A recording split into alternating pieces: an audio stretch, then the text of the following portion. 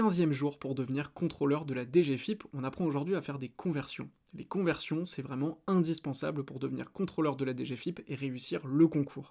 Vous le voyez avec cet exercice qui est tombé dans le sujet 2026, on vous demandait de faire des conversions.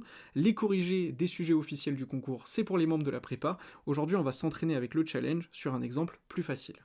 Convertir 200 minutes en heures et en minutes. Comment est-ce qu'on va faire ? Eh bien déjà, on va se demander combien est-ce que ça représente au total d'heures. Donc j'ai 200 minutes, je veux savoir combien ça fait en heures. Je sais que dans une heure, j'ai 60 minutes, donc pour passer des minutes aux heures, je vais diviser par 60. Je vais donc avoir 200 minutes divisé par 60, et ça, ce sera environ égal à 3,33333, etc. heures.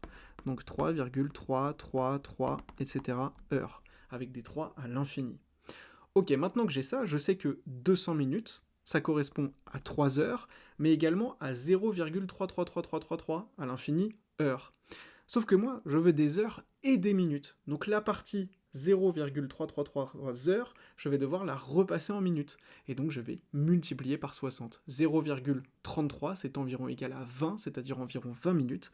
Et donc 200 minutes, pour conclure, eh bien on peut dire que c'est environ égal à 3 heures et 20 minutes environ, puisqu'on fait des arrondis, évidemment. Et bien ça fait partie des méthodes que vous devez connaître pour réussir le concours de contrôleur DGFiP. J'ai créé un stage gratuit de 7 jours pour commencer la prépa Nouvelle Pro, le lien est dans la bio.